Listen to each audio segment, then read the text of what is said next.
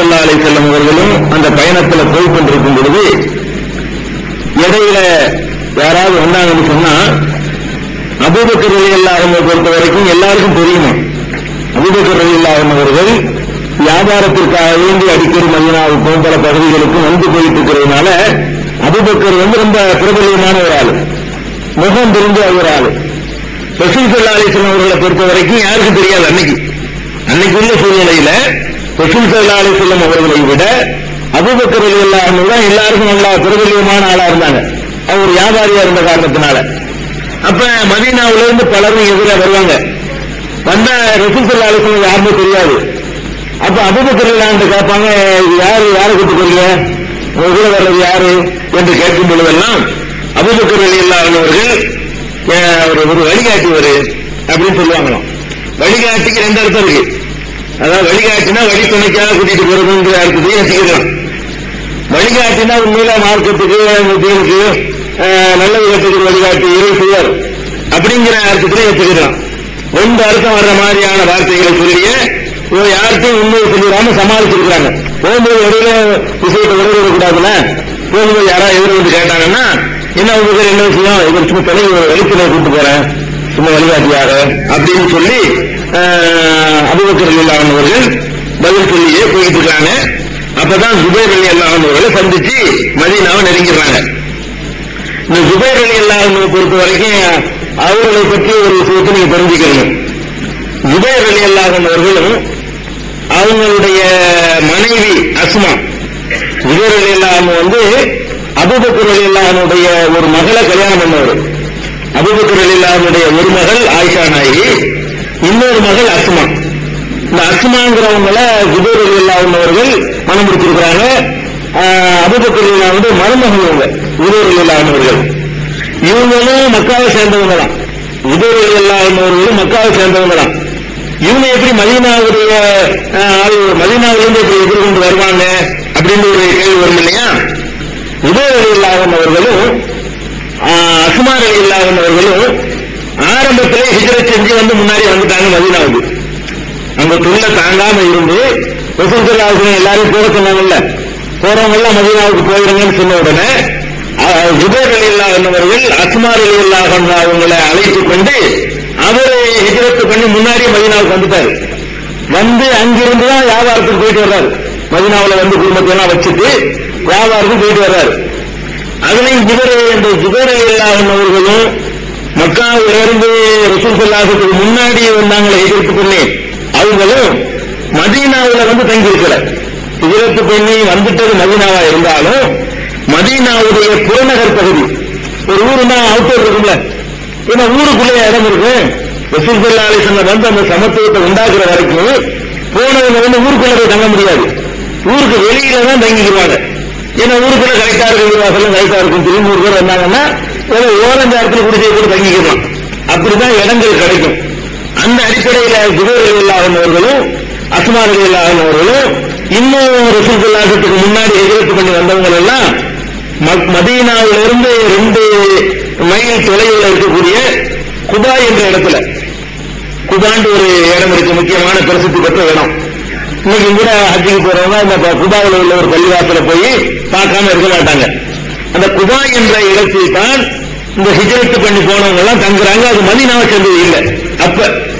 இப்ப மதீனாவை பெரிய ஊரா போச்சு, இது குபாவையும் தாண்டி மதீனாவுக்குள்ள உருவாகிருச்சு. அன்றைக்கு உள்ள அமைப்புல அது வேற ஊர், இது வேற ஊர். குபாங்கிறது வேற ஊரு, மதீனாங்கிறது ஒரு வேற ஊரு. ரெண்டுக்கும் 2 மைல் இடைவெளி இருக்கு. மதீனாவுக்கு 2 மைலுக்கு முன்னாடியே குபா என்ற பகுதி இருக்கிறது. அந்த பகுதியில தான் இந்த ஜுபைர் ரலியல்லாஹு அன்ஹு அவங்களுடைய மனைவி ஆரம்பத்தில் ஹிஜ்ரத் பண்ணி வந்தாங்களே அவங்க எல்லாரும் தங்கி இருக்கிறாங்க. அங்கதான் இடம் இருக்கு, எல்லாம் அவங்களுக்கு இந்த மாதிரி குடிசை போட்டுக்கிட்டு அப்படி தங்கி இருக்கிறாங்க. ஊருக்கு உள்ள மதீனா உள்ள யாரும் போகல. இதுதான் அன்னைக்கு உள்ள நிலைமை. அந்த ஜுபைர் ரலியல்லாஹு அன்ஹு தான் அங்க போய் ஹிஜ்ரத் பண்ணி போயிட்டு வாழ்க்கை செலவுக்காக வேண்டி வியாபாரம் பண்ணணுங்கிறதுக்காக வேண்டி வியாபார கூட்டத்தோட புறப்பட்டு போய் ஷாம்ல வியாபாரம் பண்ணிட்டு பஸ்தி வியாபாரம் பண்ணிட்டு திரும்பி வர்றாரு. வரும்பொழுது அவரோட ரசூல் ஸல்லல்லாஹு அலைஹி வஸல்லம் இணைஞ்சுக்கிறாங்க. அது ஜுபைர் எப்படி மதீனாவை நோக்கி போவான்னு சந்தேகம் வரும், அதுக்காக சொல்றேன். ஜுபைர் மக்காவாசி, அவர் அன்சாரியை சேர்ந்தவர் இல்லை, உதவியாளர்கள் உள்ளவர் இல்லை. அவர் ஹிஜ்ரத் செஞ்சு போனவர். அந்த அடிப்படையில தான் சூழல் எல்லாரும் பார்க்கிறாங்க. பார்த்த உடனே எல்லாருமா சேர்ந்து மதீனாவை நெருங்கிடுறாங்க. நெருங்குனா ரசூல் ஸல்லல்லாஹு அலைஹி வஸல்லம் வர்றாங்கிற நியூஸ் வந்து மதீனாவுக்கு வந்து சேர்ந்துருச்சு. ரசூலுல்லாஹ் வர்றாங்க செய்தி பரவிருச்சு. தினசரி காலையில வந்து மக்கள் எல்லாம் ஊருக்கு வெளியே வந்து நின்று கொண்டு காத்துக்கிட்டே இருப்பாங்களாம். தினசரி வருவாங்களாம். குள்ள யோமின், ஒவ்வொரு நாளும் குள்ள கதாத்தி, ஒவ்வொரு நாள் காலையிலும் மதீனா வாசிகள் எல்லாம் இங்க வந்து காத்துக்கிட்டே இருப்பாங்க. வந்து ரசூல் ஸல்லல்லாஹு அலைஹி வஸல்லம் வர்றாங்களான்னு நல்ல உச்சி வெயில் வந்து வெயில நிற்க முடியாத நேரம் வரும்ல, அது வரைக்கும் காத்து வந்து போயிடுவாங்க. போய் இருந்து நிற்க முடியாதுன்னு சொல்லிட்டு அப்ப ரொம்ப நேரம் வந்து காத்து கொண்டிருந்து 1 மணி 2 மணி 12 மணி இந்த மாதிரியான உச்சி வெயில் அதிகமாகி போய் தாங்க முடியாத நேரத்தில் அவங்க எல்லாம் திரும்பி போற அளவுக்கு ரசூல் ஸல்லல்லாஹு அலைஹி வஸல்லம் வருகை அங்க பரவலா பேசப்பட்டு கிட்ட நெருங்கின ஒரு தகவல் போய் சேர்ந்த உடனே இந்த வந்துருவாங்க, அந்த வந்துட்டு இருக்காங்க, ரசூல் ஸல்லல்லாஹு அங்க பார்த்தேன் எங்க பார்த்தேன் அப்படிங்கிற தகவல் எல்லாம் வந்து சேர்ந்துகிட்டே இருக்கு. அப்ப இப்படி இருந்து கொண்டிருந்த நேரத்தில் ஒரு நாள் ஒரு யூத இனத்தை சேர்ந்தவர், யூத மதத்தை சேர்ந்தவர், அவர் தன்னுடைய வீட்டினுடைய அந்த முகத்தில் ஏறி ஏதோ ஒரு வேலைக்காக அவர் ஏறுறாரு. ஏறி பார்க்கும்போது வெகு தொலைவுல ஒரு கூட்டம் வர்றது தெரியுது. எப்படி தெரியும்? கூட்டம் வந்தா அப்படி புரிந்து கலக்கும். ஓப்பன் பிளேஸ், திறந்த வெளியா இருக்குங்க. மேல ஏறி பார்க்கும் பொழுது காலை வனத்திலிருந்து வர்றாங்க. ஒட்டகம் குதிரை எல்லாம் காலை கலப்பு தூசி அடிச்சு விடும். அடிச்சு விட்டா அப்படி தூசி பறந்து அப்படியே ஒரு மண்டலமா தெரியுது, ஒரு கும்பல் வர்றது தெரியுது. இது அந்த எவ்வளவு ஒரு சந்தோஷம் தாங்க முடியல. இதை பார்த்துட்டு வந்து ஊரு கூட ஓடுறாரு. நீங்க எதிர்பார்த்து வருது, டீம் வர்றாங்க, கூட்டம் வருது அப்படின்னு சொல்ற முகம்லாம் தெரியல. வெகு தொலைவுல திறந்த வெளியில அந்த புழுதி படக்கிற வரைக்கும் எல்லையா தெரியல வைத்துக் கொண்டு அவர் ஓடோடி வந்து என்ன செய்வார்? ஊர் முழுவதும் ஒரு யூதர் தான் இந்த செய்தியை கொண்டு வர்றாரு. ரசூல் ஸல்லல்லாஹு அலைஹி வஸல்லம் வந்து கொண்டிருக்கிறார்கள் அப்படின்னு சொல்லி வெள்ளையா தெரியுது, காணல் நீர் தெரியுது. அதை தாண்டி ரசூல் ஸல்லல்லாஹு அலைஹி வஸல்லம் ஒரு கூட்டம் வரவே தெரியுது. அப்புறம் மாசிர அரபு கூட்டமே, நீங்கள் எதிர்பார்த்துக் கொண்டிருக்கக்கூடிய உங்களுடைய தலைவர் வருகிறார் சொல்லி சொன்ன உடனே முஸ்லீம்கள் எல்லாம் என்ன செய்யறாங்க? அங்கதான் முஸ்லீம்கள் நிறைய உண்டாயிருக்காங்கல்ல, எல்லாம் வேகமா ஓடி வர்றாங்க. ரசூல் ஸல்லல்லாஹு அலைஹி வஸல்லம் அவர்களை வந்து அங்க வந்து வழிமறித்து என்ன செய்யணும், வரவேற்கணும் அப்படிங்கிறதுக்காக வேண்டி வர்றாங்க. வந்தா ரசூல் ஸல்லல்லாஹு அலைஹி வஸல்லம் என்ன பண்றாங்கன்னு கேட்டா, இந்த மதீனா வாசிகள் எல்லாம் எங்க காத்துக்கிட்டு இருக்கிறாங்களோ அந்த இடத்துக்கு வரல. அதுக்கு முன்னாடி ஒரு கிராஸ்ல விட்டு அந்த குபாவுக்கு வந்துடுறாங்க. ரசூல் ஸல்லல்லாஹு அலைஹி வஸல்லம் மதீனாவுக்கு நெருங்கும் போது இவங்க இந்த இடத்துல காத்துக்கிறாங்க. இப்படி ஒரு கிளைப்பாவை கொஞ்சம் தள்ளி போனா குபா வருது. ரசூல் ஸல்லல்லாஹு அலைஹி வஸல்லம் என்ன பண்றாங்கன்னா நேர மதீனாவுக்கு வராம அங்கிருந்து வலதுபுறமாக சென்ற ஒரு பாதையில் நுழைந்து அந்த குபா என்ற இடத்துக்கு பனு அம்ரி என்ற கோத்திரத்தார் தங்கி இருக்கிற பகுதியிலே ரசூல் ஸல்லல்லாஹு அலைஹி வஸல்லம் வந்து திரும்பிடுறாங்க. நேர மதீனாவுக்கு போகல. ஏன் அங்க போனாங்கிறது ஒரு காரணம் நான் ஏற்கனவே சொல்லிட்டேன். ஏன் அங்க போனாங்கன்னா இவருக்கு அங்கதான் வீடு இருக்குது, கூட்டிட்டு போறாருல. ரசூல் ஸல்லல்லாஹு அலைஹி வஸல்லம் அவங்கள மதீனா வாசிகள் காத்து எதிர்பார்த்துட்டு இருக்கிறாங்க. நேர மதீனாவுக்கு போகாம ரசூல் ஸல்லல்லாஹு அலைஹி வஸல்லம் பண்றாங்கன்னா மதீனாவுல இருந்து கொஞ்சம் வலப்புறமாக ஒரு பாதை திரும்புது. மதீனாவுல இருந்து மதீனாவுக்கு போற வழியில மதீனாவுல நுழைவு கொஞ்சம் முன்னாடி வலதுபுறம் ஒரு பாதை திரும்புது. அப்ப ரசூலுல்லாஹ் வர்றாங்க நான் காத்துட்டு இருக்கும் பொழுது இவர் வலப்புறமாக திரும்பி போய் என்ன செஞ்சிருக்காரு, ஜுபைர் ரலியல்லாஹு அன்ஹு இருந்ததுனால அங்க கூட்டிட்டு போயிடுறாரு. எல்லாம் குபாவுல போய் என்ன செய்யறாங்க, ரசூல் ஸல்லல்லாஹு அலைஹி வஸல்லம் போய் இறங்கிடுறாங்க. அத கூட அனஸ் ரலியல்லாஹு அன்ஹு அறிவிக்கிறாங்க. எப்படி அறிவிக்கிறாங்கன்னா, மதீனாவில் ரசூல் ஸல்லல்லாஹு அலைஹி வஸல்லம் வரும் பொழுது ரசூல் ஸல்லல்லாஹு அலைஹி வஸல்லம் முன்னாடி உட்கார்ந்து இருக்கிறாங்க ஒட்டகத்துல, பின்னாடி அபூபக்கர் உட்கார்ந்து இருக்கிறாங்க. ஒரு ஒட்டகத்துல வர்றாங்க, ரெண்டுல பிடிச்சாங்க, 2 ஒட்டகங்களை தயார்படுத்திருந்தாங்க. ஒண்ணுல வந்து அவர் வர்றாரு, இந்த அந்த ஆடு மேய்க்கிறதுக்கு ஒருத்தர் வச்சிருந்தாங்கல்ல ஊழியர் அடிமை, அவர் வந்துகிட்டு இருக்கிறாரு. அப்ப ரசூல் ஸல்லல்லாஹு அலைஹி வஸல்லம் முன்னாடி ஒட்டகத்துல உட்கார்ந்து இருக்கு, பின்னாடி அபூபக்கர் அமர்ந்திருக்க உள்ள நுழைகிறாங்க. அது அனஸ் ரலியல்லாஹு அன்ஹு வர்ணிக்கிறார். எப்படி வர்ணிக்கிறார்னா, வரும்போது அபூபக்கர் ரலியல்லாஹு அன்ஹு அவர்கள் அனைவருக்கும் தெரிந்த ஒரு முதியவராக இருந்தார், எல்லாருக்கும் அவருக்கு தெரியும். ஆனால் ரசூல் ஸல்லல்லாஹு அலைஹி வஸல்லம் அவர்களோ அறிமுகம் இல்லாத இளைஞராக இருந்தார் என்று அந்த அறிவிப்புல புகாரியில வர்ற ஹதீஸ்ல வந்து சொல்றாங்க. அப்ப அபூபக்கர் கிழவனா இருக்கிறாரா, ரசூல் ஸல்லல்லாஹு அலைஹி வஸல்லம் இளைஞராகத்தான் மதீனாவுக்குள்ள நுழைகிறார்கள் அப்படின்னு சொல்லி அனஸ் ரலியல்லாஹு அன்ஹு அவர்கள் அறிவிக்கிறாங்க. இதை பார்த்த உடனே சில பேர் என்ன பண்றாங்கன்னா, வரலாறு தெரியாம ரசூல் ஸல்லல்லாஹு அலைஹி வஸல்லம் விட அபூபக்கரை விட ரசூல் ஸல்லல்லாஹு அலைஹி வஸல்லம் வந்து வயசுல சின்ன ஆளு, இளைஞரா இருப்பாங்க போல இருக்குது, அபூபக்கர் ரொம்ப தள்ளாத வயசு கிழமா இருப்பார் போல இருக்குன்னு சொல்லி இந்த புகாரில் வருகிற ஒரு ஹதீஸ் இதை வைத்து புரிஞ்சுக்கிறாங்க. அப்படி கிடையாது. உண்மையிலே ரசூல் ஸல்லல்லாஹு அலைஹி வஸல்லம் அவங்களுக்கு தான் அபூபக்கர் விட ஒரு 2 வயசு அதிகம். ரசூல் ஸல்லல்லாஹு அலைஹி வஸல்லம் அவர்கள் வந்து அபூபக்கர் ரலியல்லாஹு அன்ஹு அவர்களை விட சுமார் 2 வயது மூத்தவர்கள். 2 வயது மூத்தவர்கள் என்பதற்கு என்ன ஆதாரம் கேட்டா, சஹீஹ் முஸ்லிம்ல ஒரு ஹதீஸ் வருது. அபூபக்கர் ரலியல்லாஹு அன்ஹு அவர்கள் மரணிக்கும் பொழுது அவர்களுடைய வயது 63. அபூபக்கர் ரலியல்லாஹு அன்ஹு அவர்கள் மரணிக்கும் போது அவங்க வயசு என்ன, 63. அப்ப ரசூல் ஸல்லல்லாஹு அலைஹி வஸல்லம் 63 மரணிச்சிருக்காங்க. ஆனா அபூபக்கர் ரலியல்லாஹு அன்ஹு அவர்கள் ரசூல் ஸல்லல்லாஹு அலைஹி வஸல்லம் மரணித்து 2 வருடமும் சில மாதங்களும் கழித்த பிறகுதான் அவர் மரணிக்கிறார். அப்ப அவர் மரணிக்கும் போது 63 வயசுன்னா ரசூல் ஸல்லல்லாஹு அலைஹி வஸல்லம் அவங்களை விட ஒரு 2 வயசுக்கு மேல அவர் கம்மியா வருது. 63 வயசு ரசூலுல்லாஹ்வுக்கு இருக்கும்போது அவருக்கு 61 இருக்கும். அந்த 60 வரையா இருக்கும். இந்த கணக்குல உள்ளவர் தான் யாரு, அபூபக்கர் ரலியல்லாஹு அன்ஹு. அப்ப இந்த இடத்துல அனஸ் ரலியல்லாஹு அன்ஹு சொல்றாங்கல்ல, ரசூல் ஸல்லல்லாஹு அலைஹி வஸல்லம் அபூபக்கர் வரும்பொழுது ரசூல் ஸல்லல்லாஹு அலைஹி வஸல்லம் அவர்கள் இளைஞராக தோற்றமளித்தார்கள், அபூபக்கர் முதியவராக இருந்தார்னு சொன்னா அதை 2 விதமாக நம்ம எடுத்துக்கொள்ளணும். எப்படி எடுத்துக்கொள்ளணும் கேட்டா, சில பேர் வந்து என்றும் 16 இருப்பாங்க. சில ஆட்களை பாத்தீங்கன்னா என்றும் 16, எத்தனை வயசானாலும் சரி அதே மாதிரி இருப்பாங்க. அந்த வயசை கணிக்கவே முடியாது. அது அந்த வயசு மாதிரி 25 வயசு பையன் மாதிரி இருப்பாங்க. துண்டி போடாது, அளவுக்கு மீறி கணக்கு போயிட மாட்டாங்க. அந்த மாதிரியா இருக்கும் பொழுது அவங்க வந்து இளமையாக தோற்றமளிப்பாங்க.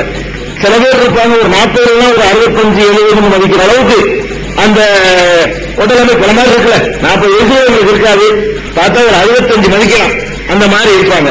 அப்ப அபூபக்கர் ரலியல்லாஹு அன்ஹு அவர்கள் மெலிந்தவராகவும் ஒரு பலவீனமான ஒரு தோற்றமுடையவராக இருந்ததுனால அவரை கூடுதல் வயசு மதிக்கிறது வாய்ப்பு இருக்குது. ரசூல் ஸல்லல்லாஹு அலைஹி வஸல்லம் அவர்களை பொறுத்த வரைக்கும் அவ்வளவு திடகாரம், ஆரோக்கியம், அந்த சேஃபான உடம்பு தூண்டி கிடையாது, ஊழச்சதை கிடையாது, அந்த மாதிரியான ஒரு அமைப்புல இருந்ததுனால அவர்கள் இளமையாக மதிக்கப்படுவதற்கு பெரிய ஆச்சரியம் ஒன்றும் கிடையாது. அல்லது அந்த மறைந்து தானே போறாங்க, மறைந்து போய் சேரணும் இல்லையா, சேரும் பொழுது இளமையாக தென்படுற மாதிரியான தோட்டத்தில் போயிருக்கலாம். நம்ம போறோம் மாட்டிக்கிற கூடாது, யாரும் தெரியக்கூடாதுங்கும் பொழுது ஒரு மாறு வேடம் போடுறோம் வைங்களேன், அந்த மாதிரி போடுற மார்க்கத்தில் அனுமதியும் இருக்குது. அந்த மாதிரி இருந்ததுனால அவங்களை இளைஞர்ந்து அனுசரில்லாம சொல்லியிருக்கலாம். ஏதோ ஒண்ணு இளைஞர் மாதிரி அவங்க வந்து தோற்றம் அந்த மேக்கப் பண்ணியிருக்கலாம், உயிர் பாதுகாக்கிறதுக்கு அனுமதி இருக்கு. அல்லது வந்து அவங்க இயற்கையிலே சில அவங்க வந்து சின்ன வயசாக தோற்றம் அளிக்கிற மாதிரி இருக்கலாம், பார்த்தாலே இளமை தெரிகிற மாதிரி ஒன்றும் 16 மாதிரி உள்ள ஒரு அமைப்புல இருக்கலாம். இப்படி ஒரு சம்பவம். அப்ப வந்து அங்கே தங்கிடுறாங்க. என்னங்கிறாங்கன்னா, பனு அம்ருடைய கூட்டு கோத்திரத்தால் தங்கி இருக்கக்கூடிய அந்த இடத்திலே தங்கி விடுகிறார்கள். தங்கின உடனே அங்க வந்து ஏற்கனவே ஒரு பள்ளிவாசலும் இருக்கிறது. மதீனாவுக்கு போறாங்கன்னு வைக்கிறேன், மதீனாவுக்கு போனா எங்க சொல்லுவாங்க, பள்ளிவாசலும் கிடையாது, இனிமே தான் உண்டாக்கணும். இங்கே முஸ்லீம்கள் வந்து ஏற்கனவே குடியேறி அவங்க தங்களுக்குன்னு ஒரு இடத்தை வாங்கி தங்களுக்குன்னு ஒரு பள்ளிவாசலையும் கட்டி, இஸ்லாமிய வரலாற்றில் முதலில் கட்டப்பட்ட பள்ளிவாசல்ங்கிறது அந்த குபாவுக்கு தான் உண்டு. குபாங்கிற இடத்துல ரசூல் ஸல்லல்லாஹு அலைஹி வஸல்லம் வருவதற்கு முன்னாடியே பள்ளிவாசல். யார் கட்டின பள்ளிவாசல்? இங்க இருந்து ஹிஜ்ரத் செஞ்சு வந்தவர்களும் அங்க உள்ள மதீனாவில் உள்ள முஸ்லீம்களை சேர்ந்து எழுப்பிய முதல் பள்ளிவாசல். மஸ்ஜித் நபவி கூட அப்புறம் தான். இந்த மஸ்ஜித் நபவிங்கிற ரசூல் ஸல்லல்லாஹு அலைஹி வஸல்லம் பள்ளிவாசல் மதீனாவுக்கு உள்ள இருக்க பள்ளிவாசல் இருக்கு, அதெல்லாம் அப்புறம் கட்டின பள்ளிவாசல். ஃபர்ஸ்ட் எழுப்பப்பட்ட இஸ்லாமிய வரலாறு, அதாவது ரசூல் ஸல்லல்லாஹு அலைஹி வஸல்லம் வரலாற்றுல காபத்துல்லா தான் முதல் ஆணை, அப்படி போயிடக்கூடாது. நபி ஸல்லல்லாஹு அலைஹி வஸல்லம் வரலாற்றில் முதல்ல கட்டப்பட்ட பள்ளிவாசல் எதுன்னு கேட்டா இந்த குபா என்ற இடத்துல பனு அம்ரு என்ற கோத்திரத்தார் வசித்து வந்த அந்த பகுதியில மதீனாவிலிருந்து 2 கிலோமீட்டருக்கு 2 மைலுக்கு 2 மைல்னா 3 கிலோமீட்டர் 3 கிலோமீட்டருக்கு முன்னால இருக்கக்கூடிய மதீனாவிலும் மக்காவுக்கு இடையில அந்த பாதையில மதீனாவிலிருந்து 3 கிலோமீட்டர் முன்னாடி இருக்குது. அந்த பகுதியில் இருக்கக்கூடிய குபாங்கிற பள்ளிவாசல் ஏற்கனவே இருக்குது. அங்க தங்கி ரசூல் ஸல்லல்லாஹு அலைஹி வஸல்லம் சில நாள் தங்கினார்கள். இதுக்கு சில கிதாபுகள்ல புகாரியில 10க்கும் மேற்பட்ட நாட்கள் தங்கினார்கள் ஒரு அறிவிப்பு இருக்குது. இன்னொரு அறிவிப்பில் சரியாக எண்ணிய 14 நாட்கள் தங்கினார்கள். அப்ப இந்த குபா முதல் மதீனாவுக்கு போகவே இல்லை. ரசூல் ஸல்லல்லாஹு அலைஹி வஸல்லம் போய் நுழைஞ்ச உடனே பனு அம்ர் கோத்திரத்தார் தங்கி இருக்கிற குபாவுக்கு தான் போனாங்க. குபாவில தான் தங்கி இருந்தாங்க. குபாவிலையும் ஒரு நாள் அரை நாள் தங்கல, 14 நாட்கள் தங்கி இருந்தாங்க. 14 நாட்கள் அங்கே தங்கி இருந்து விட்டு அப்புறம் தான் மதீனாவுக்கு உள்ள போக போறாங்க. மதீனாவுக்கு முன்னாடி உள்ள கிராமத்துல தங்கிட்டு மதீனாவுக்கு ரசூல் ஸல்லல்லாஹு அலைஹி வஸல்லம் போறதுக்கு 14 நாட்கள் ஆயிடுது. இப்ப அந்த பனு அம்ர் கோத்திரத்தார் தங்கி இருக்கிற குபாவுக்கு போனாங்கல்ல, அந்த குபாவில் அவர்கள் நுழைந்தது ரபியுல் அவல் மாதம். குபாவில் அவர் நுழைந்தது ரபியுல் அவல் மாதம் திங்கட்கிழமை என்று சஹீஹுல் புகாரியிலையும் இன்னும் பல ஆதாரப்பூர்வமான ஹதீஸ் நூல்களிலையும் இடம்பெற்றிருக்கு. அப்ப ஹிஜ்ரத்து போனது எங்க ரபியுல் அவ்வல்ல தான் ரசூல் ஸல்லல்லாஹு அலைஹி வஸல்லம் ஹிஜ்ரத்து போயிருக்கிறாங்க. அப்ப ரபியுல் அவ்வல்லையும் ஒரு திங்கட்கிழமை தான் போய் சேர்றாங்க. புறப்பட்டது என்ன, அது ரபியுல் அவ்வல்லையோ அல்லது அதுக்கு முந்தின மாசத்தினுடைய கடைசியிலோ கிளம்பியிருப்பாங்க. எந்த திங்கட்கிழமைங்கிறதுலாம் இல்லை. அதுல பல கருத்துக்கள் சொல்றாங்க. அப்படி பிற 1, பிற 5, பிற 7, பிற 8 இந்த பிறப்புக்கு சொன்னாங்கல்ல, இவ்வளவு கருத்தல் இருக்குது, திட்டவட்டமா இல்லை. ஏன்னா வரலாறு உண்டாகலையே, ஹிஜ்ரி ஆண்டு ஒண்ணு அப்புறமே உண்டாகுது. அப்ப ஆண்டு அதெல்லாம் உண்டாகாத காரணத்தினால இது மட்டும் கரெக்டா அறிவிப்புகள்ல கிடைக்குது. போய் சேர்ந்தது ரபியுல் அவல் மாசம், அது ஒரு திங்கட்கிழமை. அது சரியான ஹதீசுகள்ல ஆதாரப்பூர்வமான ஹதீசுகள்ல இடம்பெற்றிருக்கு. அப்ப குபாவுல போய் திங்கட்கிழமை போய் ரசூல் ஸல்லல்லாஹு அலைஹி வஸல்லம் சேர்றாங்க. இந்த இடத்துல ஒரு சந்தேகம் உங்களுக்கு வரும். இஸ்லாமிய ஆண்டு என்பது ஹிஜ்ரத்தை வைத்துதான் ஆண்டு ஆரம்பிக்கும். முதல் வருடம் என்று நம்ம சொன்னோம்னு சொன்னா என்ன முதல் வருடம்? ரசூல் ஸல்லல்லாஹு அலைஹி வஸல்லம் அவர்கள் மக்காவில் இருந்து அபூபக்கர் ரலியல்லாஹு அன்ஹு அவர்களோட புறப்பட்டு ஹிஜ்ரத் செய்து போய் ஒரு வருடம் அர்த்தம். அதான் முதல் வருடம். இஸ்லாமிய வரலாற்றுல முதல் வருடம் தான் அர்த்தம், ஹிஜ்ரத் தான் முதல் வருடம். அப்ப முதல் வருடம் நம்ம ஏற்பாடு பண்ணணும்னா முதல் மாசமா எதை ஆக்கணும்? இந்த ஆதாரப்பூர்வமான அறிவு பிரகாரம் எதை ஆக்கியிருக்கணும்? ரபியுல் அவல் முதல் மாசம் ஆக்கணும். வரலாறு ஆரம்பிக்கிறோம் ரசூல் ஸல்லல்லாஹு அலைஹி வஸல்லம் ஹிஜ்ரத்திலிருந்து ஆரம்பிக்கணும். ஹிஜ்ரத்திலிருந்து ஆரம்பிக்கிறதா இருந்தா ரசூல் ஸல்லல்லாஹு அலைஹி வஸல்லம் போய் சேர்ந்தது இப்ப ரபியுல் அவல் மாசம். அப்ப ரபியுல் அவல் மாசத்துல போய் சேர்ந்திருந்தாங்கன்னா முதல் மாதமாக எதை ஆக்கியிருக்கணும்? ரபியுல் அவலை தான் ஆக்கியிருக்கணும். அப்படிங்கிற ஒரு சந்தேகம் வரும்பொழுது ரபியுல் அவலை தான் ஆக்கியிருக்கணும். முறைப்படி பார்த்தா என்ன ஆக்கியிருக்கணும்? ரபியுல் அவலை தான் ஆக்கியிருக்கணும். ஏன்னா ஹிஜ்ரத்திலிருந்து வருஷத்துக்கு வந்து ஹிஜ்ரத் இருக்கு, மாசத்தை விட்டுக்கூடாதுல. ஃபர்ஸ்ட் மாசமா அது சொல்றதுல இது சொன்னா என்ன தெரியும்.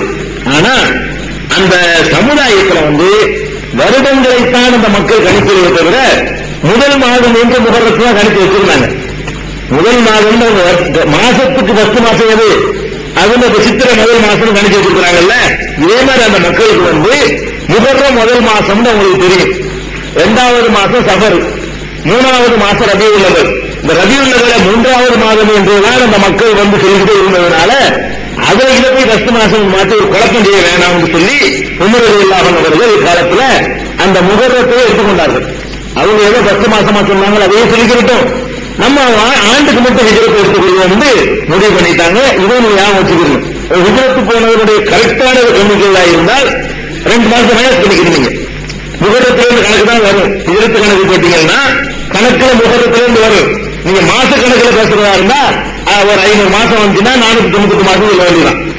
ஏன்னா முகரத்தை சவரையும் கழிச்சு கொடுங்க. அப்படி ஒரு மைனஸ் பண்ணிக்கிட்டாலும் கரெக்டான கணக்கு வரும். இப்படி ரசூல் ஸல்லல்லாஹு அலைஹி வஸல்லம் திங்கட்கிழமை போய் சேர்றாங்க. புறப்பட்டது எப்ப? அது பல அறிவிப்புகள் இருக்கு. சேர்ந்த மாசமும் தேதியும் தான் வரலாற்று இருக்கே தவிர புறப்பட்டது எப்ப என்பதற்கு என்ன இல்ல தெளிவான ஒரு மதீனாவுக்கு வந்த பிறகு இன்னும் எல்லாத்துக்கும் துல்லியமான வரலாறு கிடைக்குது. மதீனாவுக்கு அமைஞ்ச பிறகுதான் எல்லாத்துக்கும் துல்லியமா கரெக்டாவே என்ன செய்யுங்க, அந்த முதல் வருடம் 2வது வருடம் சொல்ல ஆரம்பிப்பாங்க, கரெக்டா தகவல் கிடைக்குது. புறப்பட்டதே இல்லை. ஆனா அந்த அன்றைக்கு உள்ள கணக்குல ஒரு மக்காவில் இருந்து மதீனாவுக்கு சேர்வதற்கு 10 முதல் 12 நாட்கள் தேவைப்படும். அன்றைக்கு உள்ள அந்த ஒட்டகத்தில் ஒரு பயணம் வந்தால் அது நல்ல வேகமா வந்தால் ஒரு 10 நாளில் சேரலாம். வேலையில தங்கி கொண்டு அந்த இடத்துல எடுத்துக்கொண்டு வந்தால் கொஞ்சம் சாதாரணமான ஒரு ஒட்டகத்தில் வந்தார்களே ஆனால் 12 நாட்கள் தேவைப்படும் சொல்லி அன்றைக்கு மதிப்பீடு பண்றாங்க. அப்படி பார்த்தோம்னு சொன்னா அது ஒரு 12 நாள், ஒரு 3 நாள் இடையில பிரேக் பண்ணிருக்காங்க. இதுல குகையில சவுர் குகையில அது ஒரு 15 நாள். 15 நாளைக்கு முன்னாடி ரசூலுல்லாஹி புறப்பட்டுருக்காங்க. 15 நாளைக்கு முன்னாடி புறப்பட்டு சேர்ந்திருக்கிறான்னு ஒரு உத்தேசமா சொல்லலாம். கரெக்டா சொல்ல முடியாது. 15 இருக்கலாம், 14 இருக்கலாம், உத்தேசமா ஒரு நாள் 2 மணி நேரத்துல போகலாம். இப்படி புறப்பட்டு ரசூலுல்லாஹி அலைஹி வஸல்லம் வந்து சேர்ந்து அங்கேயே தங்கிடுறாங்க. எங்க பனு அம்ர் கோத்திரத்தாருடைய கூட்டத்தில் தங்கி இருக்கிறார்கள். தங்கின உடனே அப்ப இதுல இன்னொன்னு என்னன்னு கேட்டா ரசூலுல்லாஹி ஸல்லல்லாஹு அலைஹி வஸல்லம் என்ன பண்றாங்கன்னா, அங்க தங்கி இருந்து கொண்டு அன்சார் கோத்திரத்தார் இருக்காங்கல்ல மதீனாவுல, இவங்க எல்லாம் ஹிஜ்ரத் வந்து வந்தவங்க இருக்கிறாங்க. இங்க இருக்கிறாங்கல்ல, இவங்க எல்லாம் ஹிஜ்ரத் பண்ணி வந்தவங்க, குபாவில் இருக்கிறவங்க எல்லாம். ரசூலுல்லாஹி என்ன பண்றாங்கன்னா, வந்தாச்சுன்னு சொல்லி தகவலை அனுப்பி அன்சாரிகள் எல்லாம் மதீனா வாசிகள் கொஞ்சம் கூட்டிட்டு வாங்க அப்படின்னு ஆள் அனுப்புறாங்க. அப்ப அன்சார்கள் எல்லாம் வந்து ரசூலுல்லாஹி ஸல்லல்லாஹு அலைஹி வஸல்லம் அபூபக்கர் ரலியல்லாஹு அன்ஹு சேர்றாங்க, சலாம் சொல்றாங்க. அல்லாஹ்வுக்கு அல்லாஹ்வுடைய பாதுகாப்போட வந்து சேர்ந்துட்டீங்க அப்படின்னு சொல்லிட்டு அழைத்து சென்று வர்றாங்க.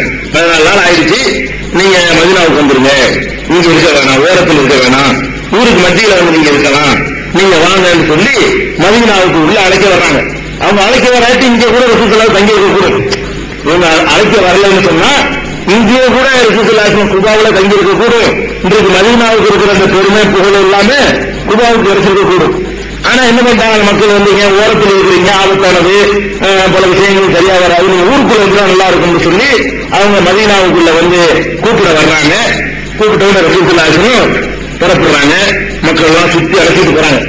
ஆயுத பாணிகளாக மக்கள் எல்லாம் சுத்தி என்ன செய்யறாங்க, ஊருக்குள்ள 2 மைல் தானே, 2 மைல் ஒரு 3 கிலோமீட்டர் தானே, அவங்கள ஊருக்கு ரசூலுல்லாஹி கிட்ட வந்து அழைத்து கொண்டு போறாங்க.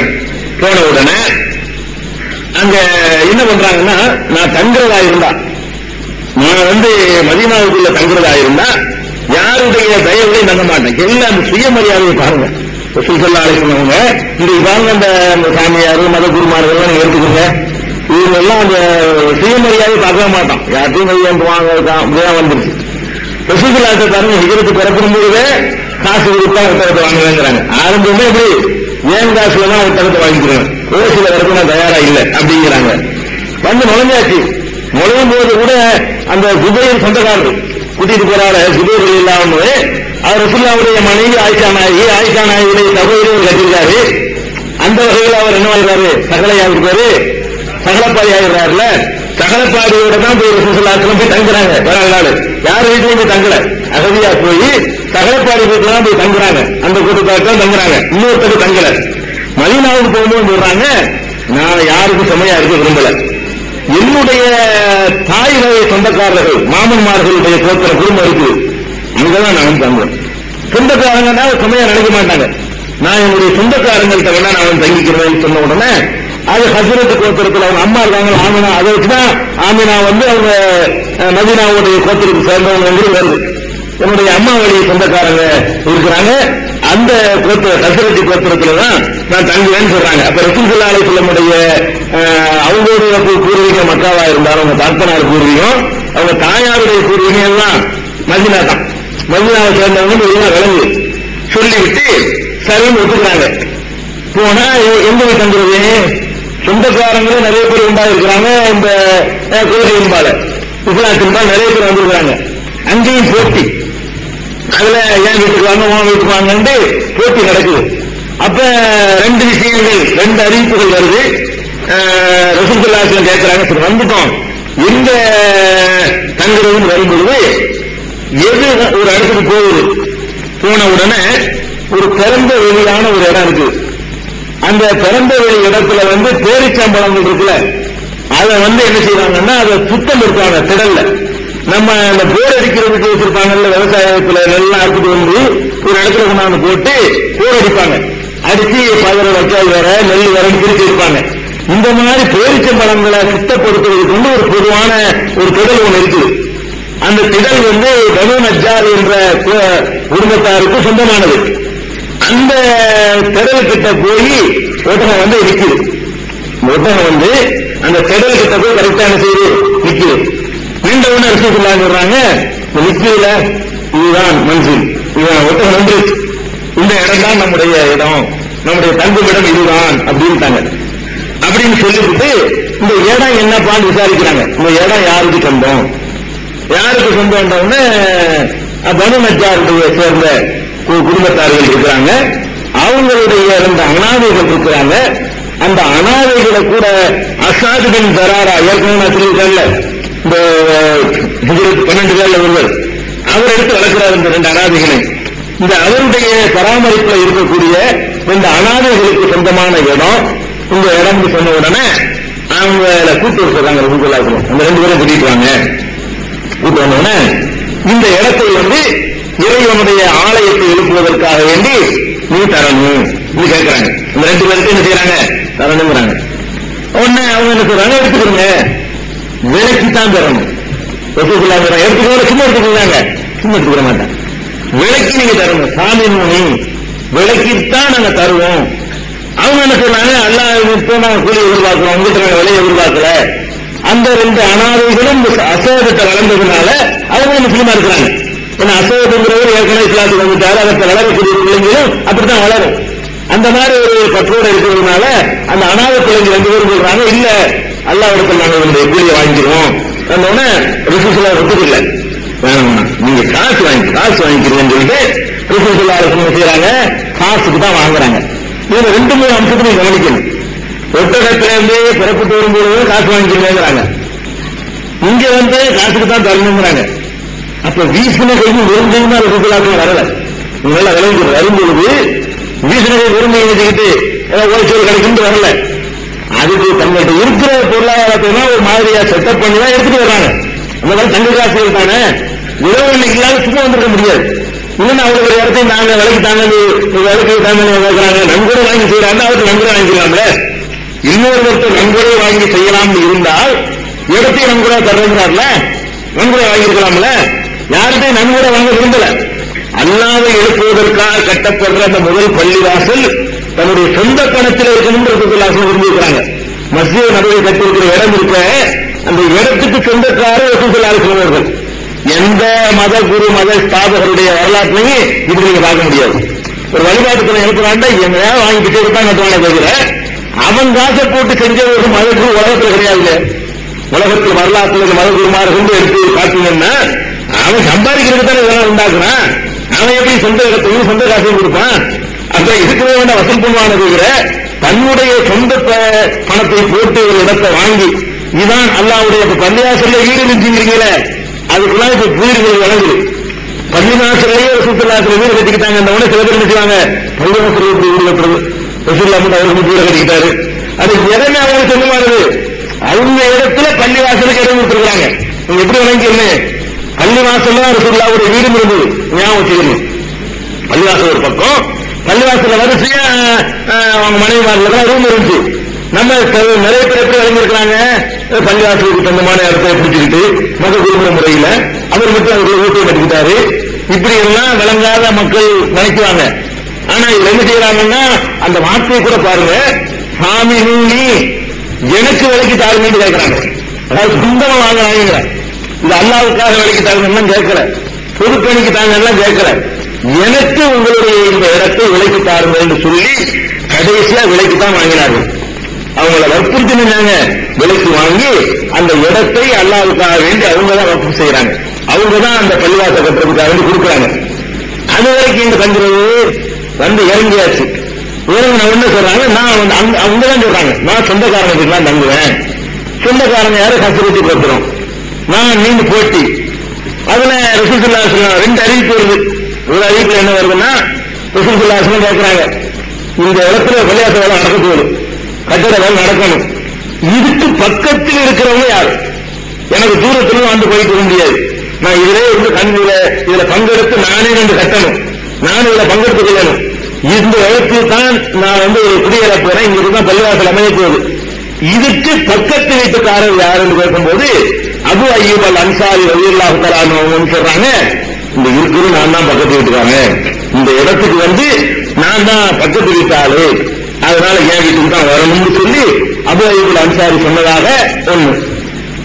இன்னொரு அறிவிப்புல எல்லா உறவினர்களும் போட்டி போட்டதுனால சீட்டு குலுக்கி போட்டு எடுக்கும் பொழுது அபு அய்யூப் அல் அன்சாரியுடைய பேர் வந்தது அப்படிங்கிற ஒரு அறிவிப்பு வருது.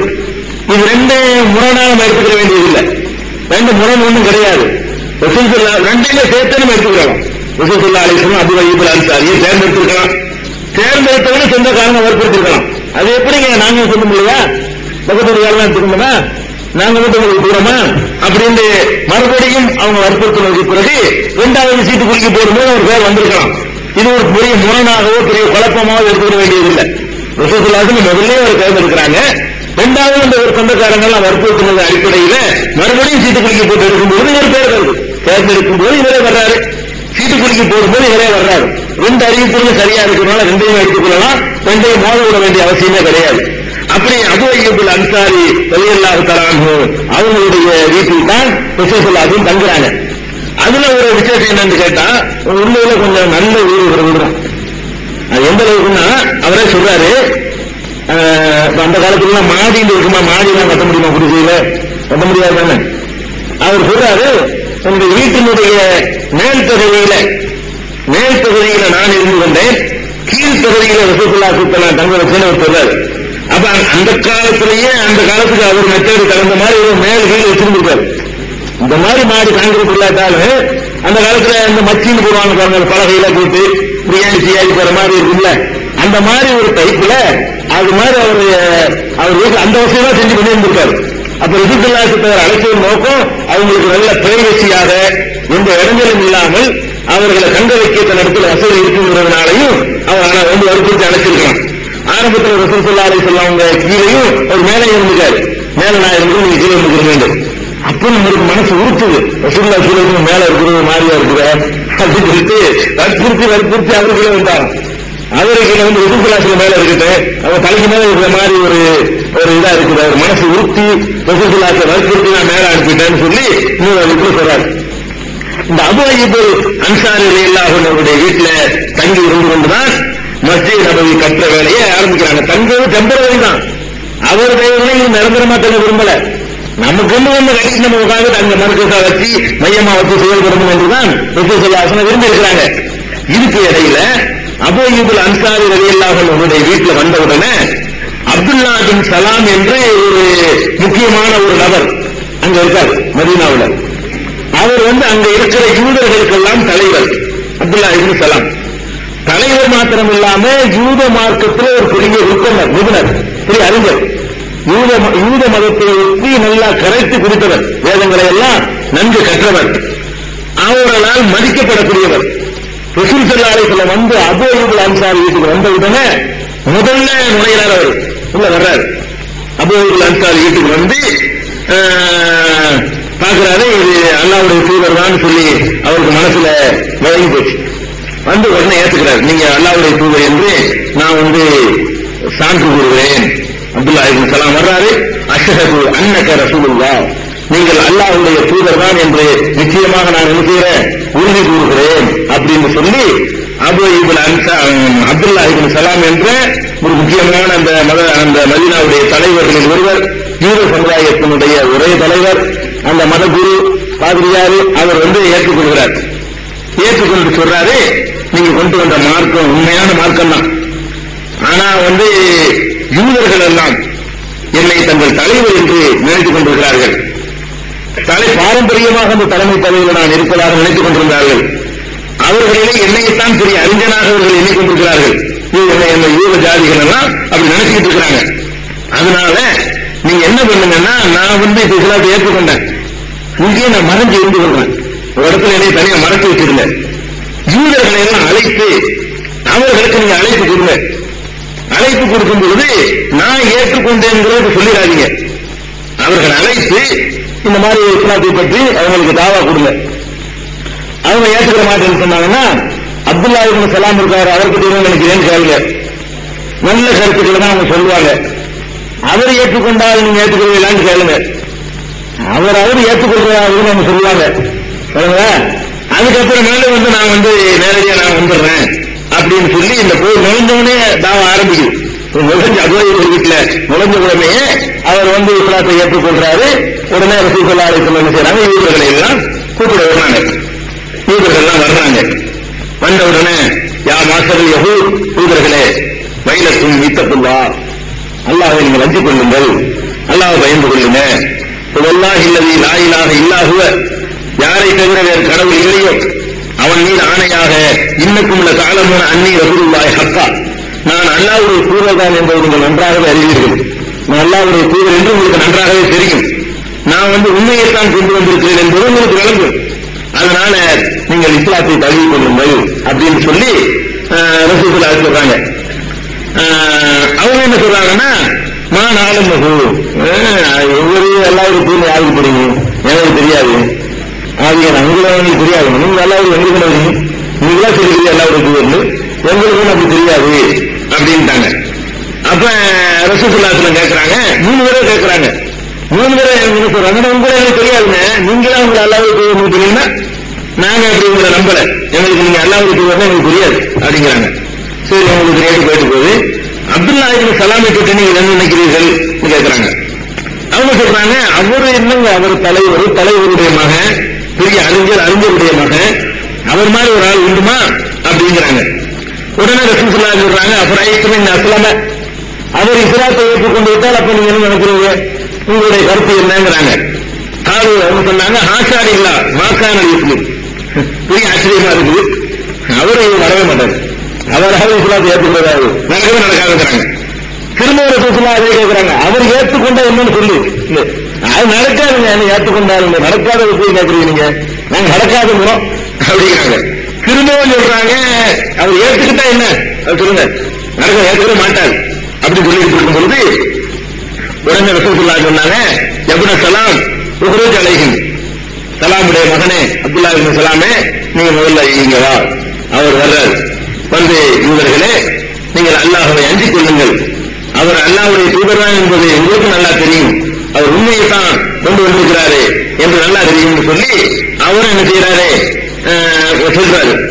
சொன்னவங்க என்ன தெரியுமா, நீ போய் சொல்றாங்க,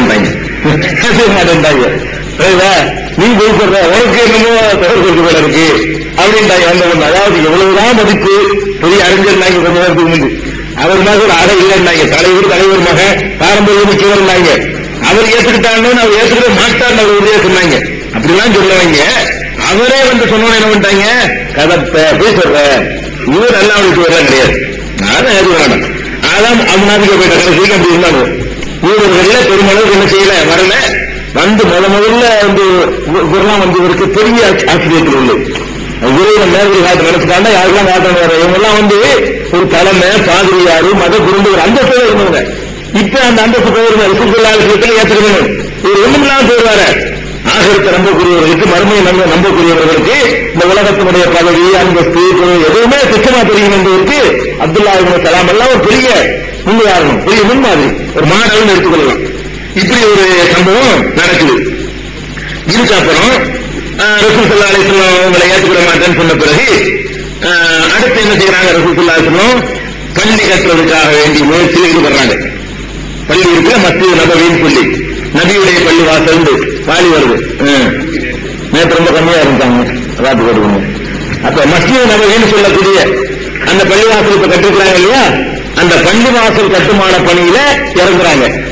இதுக்கு இடையில இன்னொரு உண்மையை நீங்க தெரிஞ்சுக்கிறேன். இந்த மதீனாங்கிற ஊர் இருக்கிற அந்த ஊருக்கு பேர் மதீனா கிடையாதுங்க. மதீனாங்கிற ஊருக்கு பேர் என்ன, எஸ்ரிப் என்பதுதான் அந்த ஊருடைய பெயர். ரசூல் ஸல்லல்லாஹு அலைஹி வஸல்லம் வர்றது வரைக்கும் எஸ்ரிப் என்பதுதான் அந்த ஊருடைய பெயர். மதீனாங்கிற வார்த்தைக்கு என்ன இருக்கும் தெரியுமா, மதீனானா ஊருங்க இருக்கும். மதீனாங்கிற வார்த்தைக்கு என்ன இருக்கும், ஊரு. மதீனானா ஊரு. ஆரம்பத்துல ரசூல் ஸல்லல்லாஹு அலைஹி வஸல்லம் அங்க போய் சேர்ந்துட்டதுனால அது என்ன சொல்லுவாங்கன்னு கேட்டா, மதீனத்து நபி, நபியுடைய ஊரு, நபியுடைய ஊர் இருந்தாங்க. மதீனத்து மதீனா அர்த்தம் நபி ஊரு, நபி வந்த ஊரு, நபி வந்த ஊருந்தாங்க. மதீனத்து நபி மதீனத்து நபி மதீனத்து நபின்னு சொல்லியே இந்த நபி மைனஸ் ஆகி ஊரே மதீனாவா போயிடுச்சு. அதாவது ரசூல் ஸல்லல்லாஹு அலைஹி வஸல்லம் முக்கியமான பிரமுகராக அன்றைக்கு ஆயிட்டதுனால அவங்களை சொல்லியே அந்த ஊரை சுத்திக்கா. எஸ்ரிப் பெரிய பிரபலியமான ஊர் இல்ல, பெரிய பிரபலியமான ஊர் இல்ல. புரிஞ்சுக்கிறதுக்காக சொல்லுவேன், திருக்குவளைன்னு ஊர் யாருக்கா தெரியுமா, தெரியாது. நிறைய மக்களுக்கு தெரியாது. கருணாநிதி ஊருன்னா தெரியும். பிரபலியமான ஒரு ஆளுடைய ஊரை சேர்த்தோம்னா செஞ்சுறேன், அது தெரிஞ்சு கருணாநிதி ஊருன்னா இப்படியே சொல்லிட்டு இருக்கிற மாதிரி எஸ்ரிப்புங்கிறது பெரிய வரலாற்று முக்கியத்துவம் வாய்ந்த ஊர் ஒன்றும் கிடையாது. மக்கா மாதிரி அது சும்மா சாதாரண எத்தனையோ ஊர்கள் ஒரு ஊர்.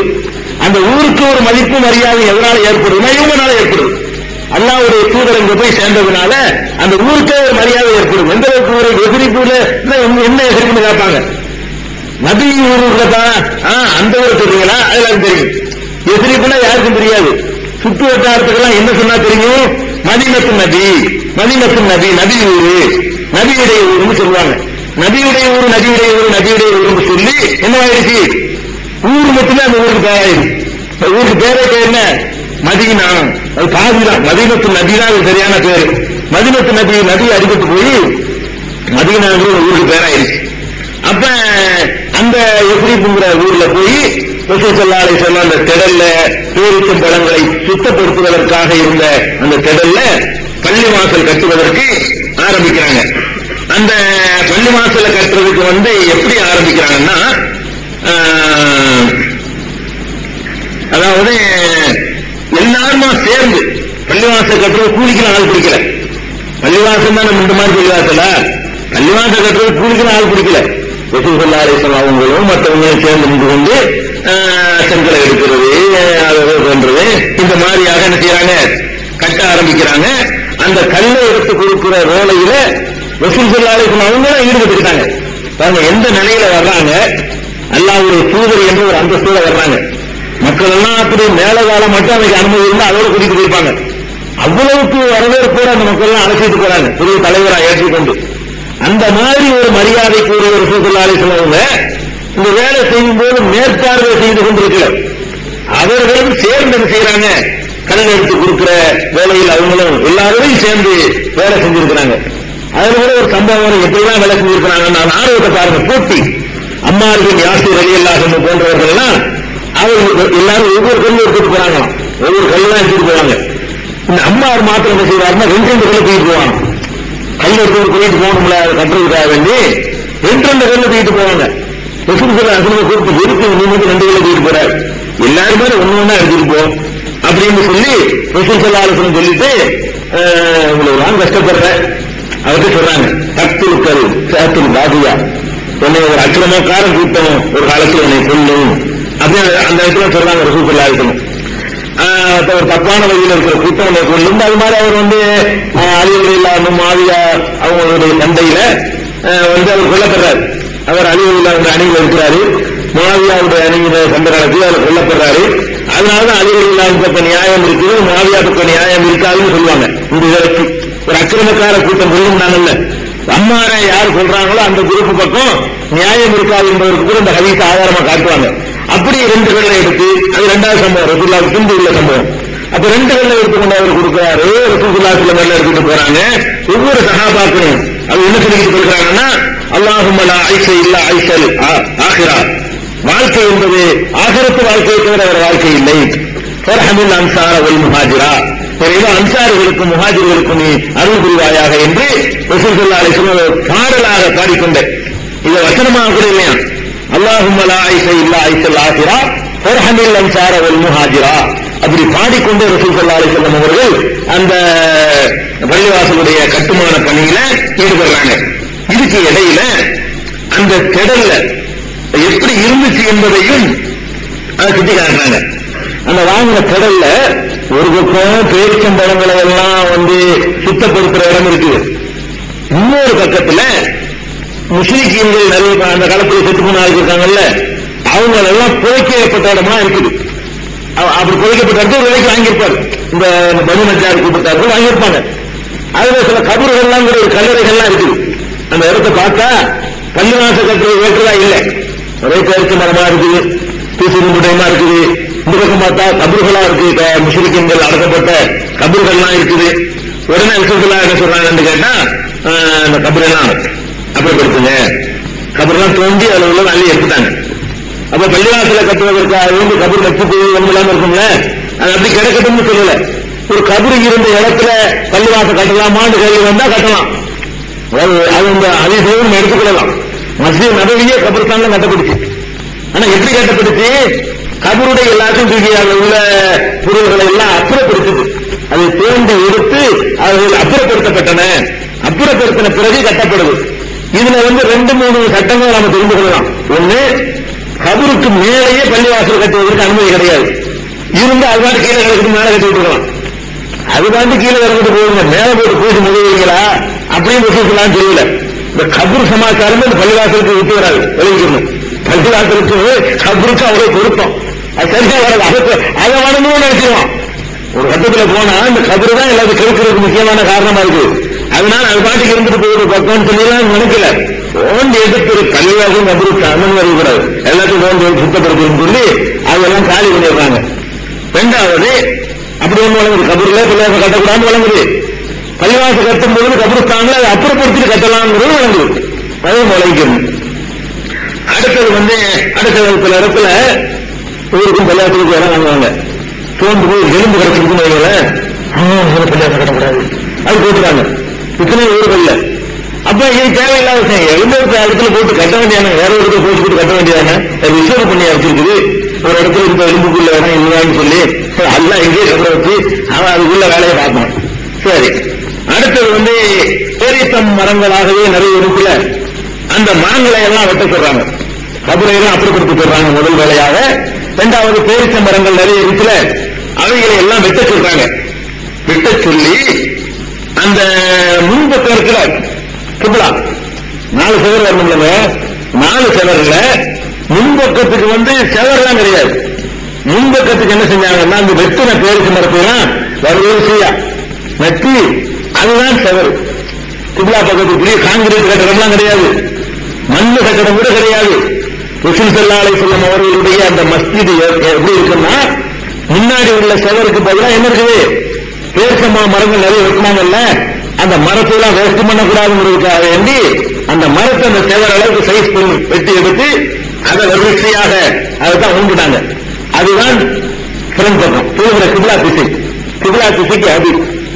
அதே மாதிரி நுழை வாசல் பக்கம் இருக்குல்ல, அந்த வாசல் பக்கம் இருக்குல்ல, வாசல் பக்கத்துக்கு மாத்திரம்தான் அந்த கதவு இதெல்லாம் வைக்கணுங்கிறதுக்காக வேண்டி அந்த கல்லை வச்சு மண் செவர் எழுப்புறாங்க.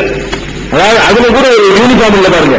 ஒரு நம்ம எல்லாம் இருக்கணும், அழகா இருக்கணும், கலரு மேட்சுக்கு மேட்சு. பள்ளிவாசல் அல்லா வணங்குறதுக்கு உள்ள வைக்கும் போது அதை ரசூல் ஸல்லல்லாஹு அலைஹி வஸல்லம் பொருள் வேஸ்ட் பண்ணக்கூடாதுன்னு நினைக்கிறாங்க பாருங்க. நினைச்சிருந்தா வாசல் பக்கம் மண் வைக்கணும், அதே மண் செவரங்க இருந்தா தான் நல்லா ஃபேன்சியா இருக்கும். அல்லது இந்த பக்கம் மரத்தை வச்சுக்கிட்டோம், இந்த பக்கமும் அந்த மரமா இருந்தா தான் அது நல்லா இருக்கும்னு நினைக்கல. மரம் கிடைக்குதா, மரம் கிடைக்க வரைக்கும் மரம் முடிஞ்சு வச்சா மண்ணை வச்சுக்கிட்டு கல்ல வச்சுக்கிட்டு நட்டு பார்க்கறது எப்படி இருந்தாரு, ஒரு ஏதாவது ஒரு அமைப்பா இருக்குமா, ஒரு அழகு இருக்குமா, அழகா சொன்னாங்க ரசூல் ஸல்லல்லாஹு அலைஹி வஸல்லம். கியாமத் நாளுடைய அடையாளத்துல என்னன்னு கேட்டா, உங்களுடைய உம்மத்தார்கள் பள்ளிவாசல ரொம்ப அலங்கரிப்பாங்க. பள்ளிவாசல அலங்கரிக்கிறதுக்கு செலவு பண்ணுவோம். பெயிண்ட் அடிக்கிற காசுல எத்தனையோ இஸ்லாத்துக்கு வந்த கிராமங்களும் பள்ளிவாசல் கட்டி கொடுக்கணும். பெயிண்ட் அடிக்கிறதுக்கு பண்ற செலவுக்கு பாருங்க, அந்த அலங்காரத்துக்கு அந்த செலவுல அந்த மொசைக் அந்த டைல்ஸ் அதெல்லாம் போடுறதுக்கு ஆகிற செலவுல இஸ்லாத்துக்கு வந்த கிராமங்கள் குடிசை போட்டுட்டாங்கன்னு கேட்கறாங்க, அதை கட்டி கொடுக்கலாம். அப்ப இப்படி எல்லாம் கட்டக்கூடியவங்க அந்த ரசூல் ஸல்லல்லாஹு அலைஹி வஸல்லம் பள்ளியை கொஞ்சம் கற்பனை பண்ணி பார்க்கணும். மஸ்ஜித் நபவி என்பது முன்னாடி வெறும் பேரிச்ச மரங்கள், பேரிச்ச மரம்னா அதுக்கு செவர், 2 முன்பக்க செவர், அதை நோக்கி தான் ரசூல் ஸல்லல்லாஹு அலைஹி வஸல்லம் செய்வாங்க, தொழுவாங்க. இந்த சைடுலையும் அதே மரங்கள் தான். மண்ணு எங்க மட்டும் தெரியுமா, முன்பக்கம் போல திறந்த கதவு மாதிரி வைக்கிறதுக்காக வேண்டி அந்த 2 பக்கம் அப்படி மண்ணை அடுக்கி வச்சு கல்லை வச்சு கட்டி அதுக்கு ஒரு கதவு மாதிரி போட்டு வச்சிருக்கிறாங்க. இந்த வழியா நுழையணும். இதுதான் இந்த ரசூல் ஸல்லல்லாஹு அலைஹி வஸல்லம் அந்த பள்ளிவாசலுடைய சுத்து அமைப்பு. தர அமைப்பு என்ன, தர அமைப்பு ஒண்ணும் கிடையாது. தர அமைப்பு தருதான், மண்ணுதான். தரைக்கு என்ன போட்டாங்கன்னா ஒண்ணும் போடல, ரவுண்ட் பண்ணாங்களே தவிர தரை எப்படிதான் இருந்துச்சு, மணலாகத்தான் இருந்தது, மண் தான் இருந்துச்சு.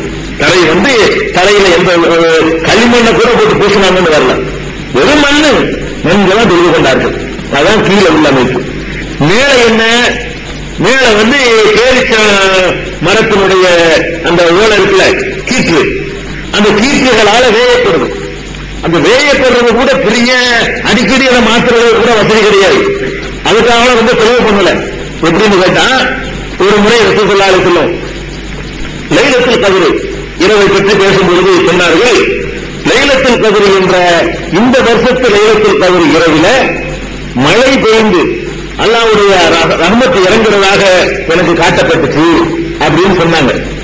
சொல்லிட்டு அன்னைக்கு ராத்திரி என்ன பண்ணுவாங்க, அன்னைக்கு சொல்றாங்க, அன்று இரவு மழை பெய்வது, மழை பெய்து பள்ளிவாசல் உள்ள ஊரு மேல உள்ள அமைப்பு தெரிஞ்சு இருக்க, பள்ளிவாசல் உழுகுது, கீழே ரசூலுல்லாஹி அலைஹி வஸல்லம் சைதா செஞ்சாங்கன்னு சொன்னா நெற்றியில சேரும் ஜகதியுமா மண்ணுமா ஒட்டிக்கிட்டு இருக்கு.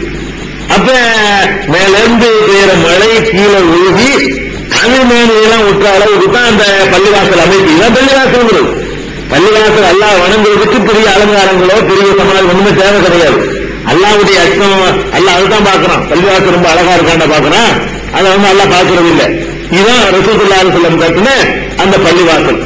அந்த பள்ளிவாசலையே ஒட்டிதான் அவர்களுடைய வீடுகளை எல்லாம் ரசூலுல்லாஹி அலைஹி வஸல்லம் அமைச்சிருந்தாங்க. பல மனைவியருக்கு ஆளுக்கு ஒரு வீடு கொடுத்தாங்க இல்லையா, அதையும் ரசூலுல்லாஹி அலைஹி வஸல்லம் அமைச்சு இருந்தாங்க. இது இந்த பள்ளிவாசலுடைய அமைப்பு, ரசூலுல்லாஹி அலைஹி வஸல்லம் கட்டின பள்ளிவாசலுடைய அமைப்பு இவ்வளவுதான். இந்த பள்ளிவாசலை ரசூலுல்லாஹி அலைஹி வஸல்லம் சஹாபாக்களும் சேர்ந்து கட்டி அதை ஒரு மர்க்கஸாக ஒரு மையமாக, அதுதான் இஸ்லாமிய வாழ்க்கையில் நடக்கிற எல்லாத்துக்கும் உள்ள இடமாக மஸ்ஜித் நபவிக்கு வாங்கின இடம் இருக்கிற அந்த இடம் பெரிய இடமா இருந்திருக்கு. இந்த இடம் எந்த அளவுக்கு பெரிய இடம்னு கேட்டா, அதாவது தொழுகை நடத்திடுவாங்க. நடத்தின பிறகு இந்த பெருநாள் மற்ற பயிற்சி போர் பயிற்சி எல்லாம் அங்கதான் நடக்கும். அப்ப அந்த திறெல்லாம் பெருசா இருந்திருக்கு. இடமே நல்ல பெருசான இடமா தான் அமைச்சிருந்திருக்காங்க. ஏன்னா வில்லு அம்பு வைத்து பள்ளிக்குள்ளே பயிற்சி இருப்பாங்கன்னு வருது. அம்பு வைத்து பயிற்சி இருக்கிறாருந்தா இந்த அளவுக்கு இடத்துல இருக்க முடியுமா? அம்பு வச்சு சண்டை போட்டுருவாங்களாம். ஆனா என்னைக்கு வேணாலும் போர் வரலாம், உயிர்கள் காக்க வரலாம் போது அதுக்கு தகுந்த மாதிரி ட்ரைனிங் இருக்கணும்ல. அதனால வீர விளையாட்டுகளை ரசூலுல்லாஹி அனுமதிப்பாங்க. அந்த வீர விளையாட்டுகள் பள்ளிக்குள்ளே நடக்கும். வீர விளையாட்டு எங்க நடக்கும்? பள்ளிக்குள்ளே நடக்கும். பள்ளிவாசல் வேற மாதிரி விளங்கி வச்சுட்டோம். பள்ளிவாசல் தொழில் முடிச்சு எதுவுமே நடக்கிறது இல்லை. பள்ளிவாசல்ல தான் பஞ்சாயத்து நடக்கும், பள்ளிவாசல்ல தான் கொடுக்கல் வாங்கலை பற்றி பேசுவாங்க, பள்ளிவாசல்ல தான் அரசாங்கத்தினுடைய தலைமை செயலகம் பள்ளிவாசல் தான். ரசூலுல்லாஹி அலைஹி வஸல்லம் அந்த ஆட்சியில பள்ளிவாசல் தான் அரசாங்கத்தினுடைய தலைமை செயலகமா கோட்டையாக இருக்குது. அங்கதான் எல்லாமே யார் யார் எங்க அனுப்புறது, கடை அனுப்புறது, கல்வி கட்டு கொடுக்கிறது, மற்ற விஷயங்கள் எல்லாம் அங்கதான் தீர்மானிக்கப்படும். அப்ப அந்த இடம் ரொம்ப பெரிய இடமாக முன்னாடி பின்னாடி இடங்கள் நிறைய இருந்துச்சு. பள்ளிவாசல் அளவு கட்டுத்தாலும் இடம் பெருசா இருந்ததுனால பின்னாடி வந்த கலிபாக்கள் காலத்துல அப்படி மேலும் மேலும் விஸ்தரிச்சுட்டே போனாங்க. இது ரசூலுல்லாஹி அலைஹி வஸல்லம் அந்த பள்ளிவாசலுடைய அமைப்பு. இந்த பள்ளிவாசலை கட்டி முடித்த பிறகு ரசூலுல்லாஹி அலைஹி வஸல்லம் அவங்களுடைய மற்ற அவங்களோட வந்தவங்களும் அங்க மஸ்ஜிதுக்கு சேர்ந்துட்டாங்க. மஸ்ஜிதுல வந்தா ரசூலுல்லாஹி அலைஹி வஸல்லம் ஒரு ஏற்பாடு பண்றாங்க. அந்த ஏற்பாடு உலக வரலாற்றுல எவனும் செஞ்சு காட்ட முடியாத ஒரு பெரிய புரட்சி.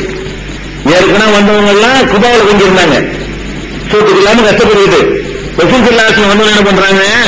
அழகான ஏற்பாடு. அதாவது இந்த அகதிகள் பிரச்சனையை சமாளிக்கிறதுக்கு தருமாறாங்களே, இந்த அகதி பிரச்சனையை சமாளிக்கிறது கூட அவங்க கண்டுபிடிச்ச அந்த வழி இருக்குல்ல, அந்த வழியை உலகம் கடைபிடிக்க ஆரம்பிச்சுன்னா இந்த அகதிங்கிற விவகாரமே இல்லாம போயிடும்.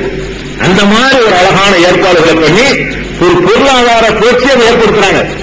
ஒரு பொருளாதார புரட்சியை ஏற்படுத்தி வந்தவங்களையும் ஊர்காரங்களுக்கு உள்ள மோதல் வராம, அதுக்குள்ள பூசல் வராம ரொம்ப அழகான முறையில திட்டம் வகுத்து அவங்கள அந்த அண்ணன் தம்பி மாதிரி அவங்களை ஆக்கி வச்சு ரசூலுல்லாஹி அலைஹி வஸல்லம் ஒரு சகோதரத்துவத்தை ஏற்படுத்தினாங்க.